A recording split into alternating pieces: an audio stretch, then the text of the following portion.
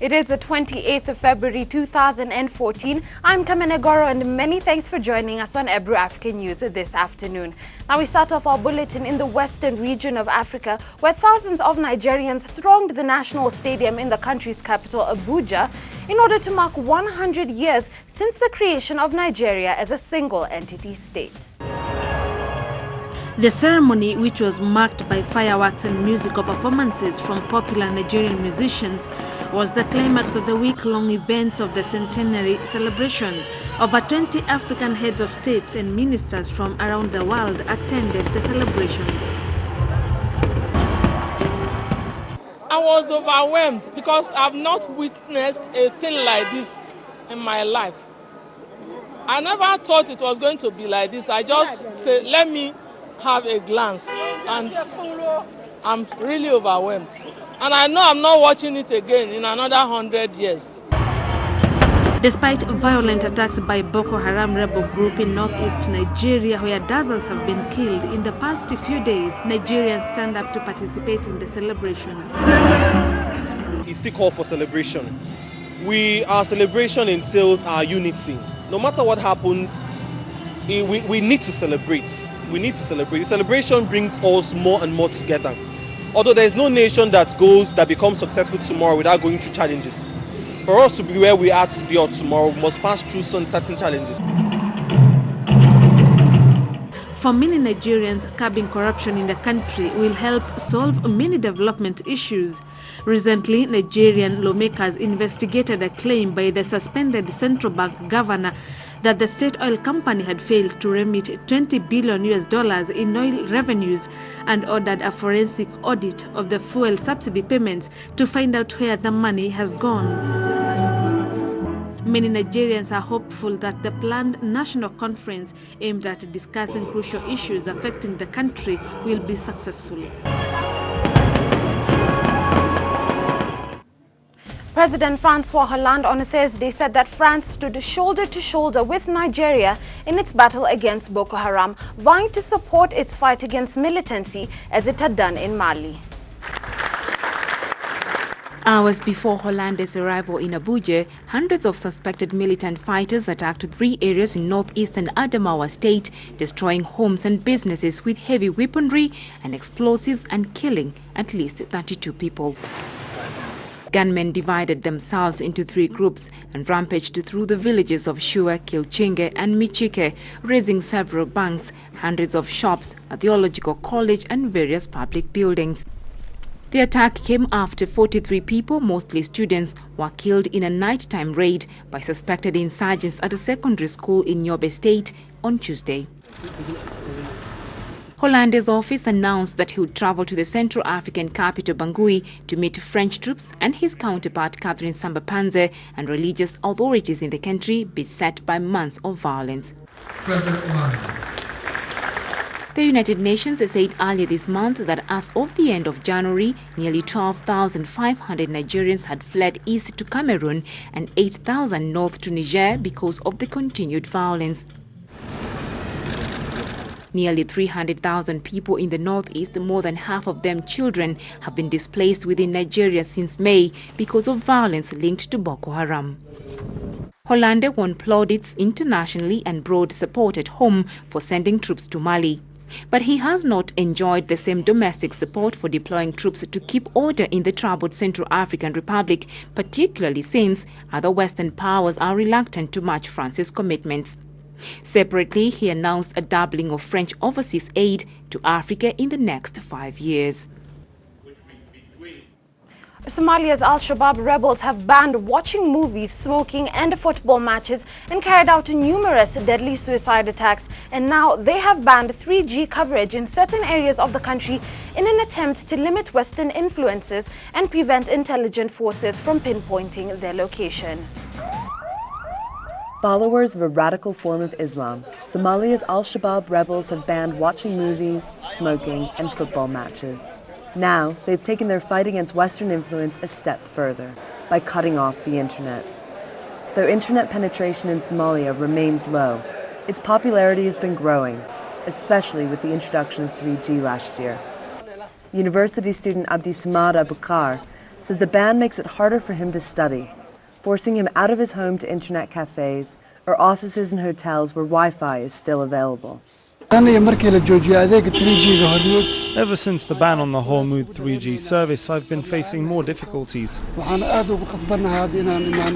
have to go to internet cafes which have Wi-Fi to be able to visit news websites and research our university assignments.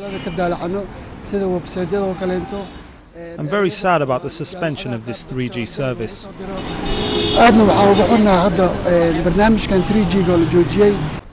Fearful, too, that 3G technology could enable foreign powers to track and strike at the al-Qaeda-linked militants.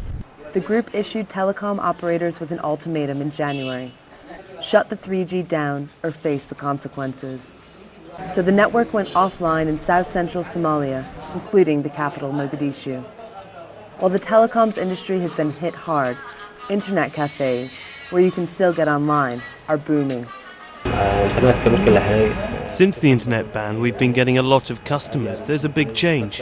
In the past, people didn't use our internet as much as they used the internet on their phones, but there is change. We're getting more customers. Al-Shabaab once controlled most of southern and central Somalia, but today it has lost control of Mogadishu and other key cities.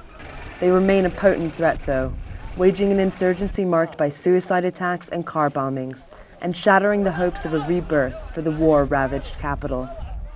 If their ban is being enforced in the city, that's a big setback to the government.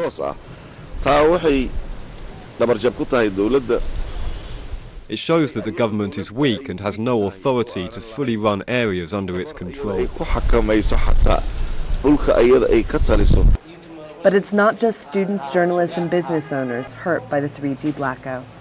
Al-Shabaab uses the internet and social media widely to address its followers and spread propaganda, a message they will now struggle to get out. While pro-Russian Crimeans cheer referendum announcement by regional parliament speaker, Washington urges Russia to respect Ukraine's territorial integrity. Pro-Russian Crimeans cheered well into the night outside their regional parliament. Some paraded a giant Russian flag through the streets. They were celebrating an announcement made by a parliament speaker who said that a referendum on whether Crimea should be independent from Ukraine will be held on May 25th. That's the same day Ukraine plans to elect a new president to replace Viktor Yanukovych, who was ousted last week following deadly anti-government protests. Crimea is the only Ukrainian region that has an ethnic Russian majority. In Washington, U.S. Secretary of State John Kerry urged Russia to join the U.S. in helping Ukraine. This morning I called Foreign Minister Lavrov and we talked at some length about the transition and the events in Ukraine and in the region. And I asked specifically that Russia work with the United States and with our friends and allies in order to support Ukraine to rebuild unity, security, and a healthy economy. He also urged Russia to respect the territorial integrity of Ukraine with respect to the situation in Crimea. White House spokesman Jay Carney also weighed in on the Ukraine crisis. We strongly support Ukraine's territorial integrity and sovereignty. We expect other nations to do the same. And so we are closely watching Russia's military exercises along the Ukrainian border, which they announced yesterday. Earlier in the day, Interfax news agency and eyewitness reports said armed men seized this government building in Crimea. There has been no official word on who may have seized the building, and it is uncertain whether they are still inside. Residents of Baghdad's Sadr City neighborhood lit candles at the scene where more than 30 people were killed by a blast by a motorcycle rigged with explosives on Thursday. Now, the motorcycle was parked in a second-hand bike market in the Shiite Muslim neighborhood that was filled with people, mostly young men, when it exploded, killing 31 and wounding 51 others. Screams, confusion, bloodshed, strewn around shoes and broken windows are just but a few of the things witnessed after a bomb went off in Sadr City of Baghdad yesterday, killing 31 people and leaving 51 wounded. According to the police, the bomb was rigged onto a motorcycle parked in a second-hand bike market. An eyewitness said there was a state of mayhem as dozens of people were screaming for information about their relatives as agitated residents blamed the government for complete absence of security in the city. The government is responsible for the attack. We hold police and army forces inside the city responsible. A few days ago, bombs went off here and 2 vehicles of police and army came and manned a checkpoint here to secure the area. But they left 2 days later, leaving the area with no security and no police force to prevent motorcyclists and street vendors from gathering here. The latest bloodshed comes as Prime Minister Nouri Maliki wages war against militants in western Anbar province, neighboring Syria, and has become a base for ISIL. Despite the offensive, the pace of attacks around the country goes on undiminished. Still in Baghdad, 4 people died as a result of bombing on 2 different minibuses in Shiite sections of Baghdad. The police confirmed that a militant had smashed his explosive parked vehicle into a checkpoint, killing 3 soldiers and wounding 6 others in Shahada, a Sunni district in northern Baghdad. Venezuela has been swept by student-led protests since February 4th, posing the greatest challenge yet to Nicolas Maduro's 11-month-old government. Those on the streets say that public anger over shortages of food and other basics, as well as the soaring inflation and rampant crime, have served as a kindling for these protests. Protests like this have become a daily sight over the past 3 weeks in Venezuela. What started as a student protest has now spread to other parts of society, particularly the middle class. Protesters took to the streets to denounce the country's rampant insecurity. According to NGOs, there are 65 murders every day. But that's not all. Despite having the world's largest proven oil reserves, Venezuela also suffers from food shortages and an inflation rate estimated at 56%. We are tired of the insecurity. We are tired of queuing to satisfy our basic needs. We have to queue for 3, 4, 5 hours just to buy toilet paper, flour and chicken. Protests were triggered by the attempted rape of a student at the university in the city of San Cristobal at the beginning of February. Since then, members of the middle class have gotten involved, and economic problems have joined insecurity on the protesters' list of grievances. With the opposition getting involved, President Nicolás Maduro's administration now faces its greatest test since the death of Hugo Chavez nearly a year ago. The students left their classrooms to build barricades on the streets of a well-off neighborhood in Caracas. Despite the traffic jams they caused, some drivers support them. We have to agree with them because we can't find anything. No food, nothing. So they are doing what they can to put pressure on. But on the other side of the barricades, in poorer neighborhoods, the locals see things differently. There aren't any protests, at least in Caracas, in Petare. We can see that it only happens in neighborhoods controlled by the opposition, where even the police support the protesters. Some analysts say that while the protests are causing disruption, the government is at little risk of falling. For now, the social programs it's put in place still protect the poorest from high inflation and food shortages. I still don't see the required conditions for a change of government in Venezuela. There would need to be big changes among the base that supports the government. Tens of thousands of people have taken part in the protests since they started, and at least 14 have died. South Africa's Oscar Pistorius was a champion athlete who beat the odds to inspire millions worldwide. But his Blade Runner epithet earned by his trademark prosthetic legs swiftly became recast as a Blade Gunner after he shot dead his girlfriend, Reva Steenkamp. Oscar Pistorius was one of the world's most admired sportsmen. Born without fibula, he had both legs amputated below the knee at 11 months old. But that didn't stop him competing against able-bodied classmates, training at this neighborhood gym. I still remember when he was in school and he started to train with me. For the first 6 months, I didn't, even though he had no legs, because he was training and doing everything what the normal kids would do. I was actually amazed, and also I couldn't believe it, the dedication that he had, not saying a word and doing everything. Pistorius competed in his first Paralympic Games in Athens at 17 years old. 4 years later in Beijing, he went on to take the 100, 200 and 400-metre titles. But Pistorius wanted to run against able-bodied competitors. And at London 2012, his dream came true, becoming the first double amputee to compete in the Olympics after fighting off claims that his blades could give him an advantage. They've tested me, they've tested the prosthetic in isolation, they've tested acceleration, deceleration, steady state running speed. I mean, we can get so technical about how much stuff they've tested, and there isn't an advantage. Pistorius was an inspiration to both disabled and able-bodied athletes, which made news that he'd shot his girlfriend Riva Steenkamp even more shocking.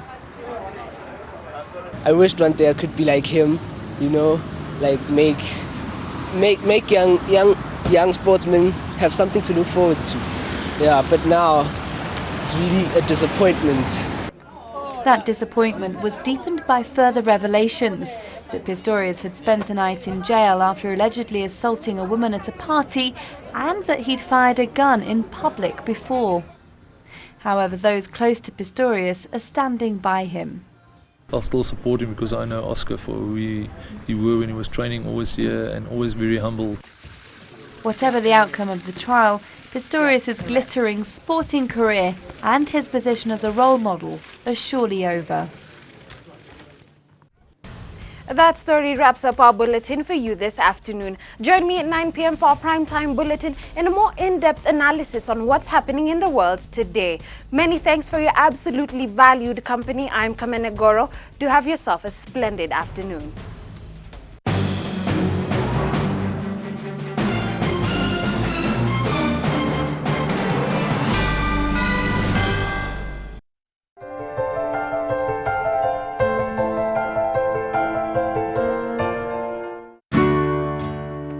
Newline Limited, your one-stop shop for elegant and comfortable office furniture.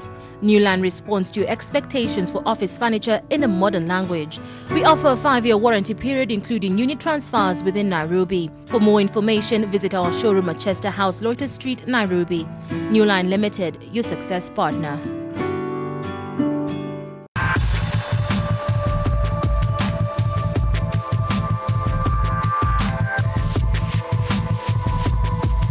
Floma, professional makeup. Does your exterior complement your interior? Everyone needs a home that is inspired by nature. At Yenbo Limited, we offer durable, energy-efficient and affordable UPVC windows in attractive colors. Visit us at Wall Street Business Park off Mombasa Road. Yenbo UPVC windows, your desire, our challenge. Newline Limited, we offer current, stylish, state-of-the-art kitchen and wardrobe appliances tailored to suit your preference. We offer unit transfers within Nairobi. Let your kitchen stand out today by visiting us at Chester House, Loiter Street. Your comfort and satisfaction comes first.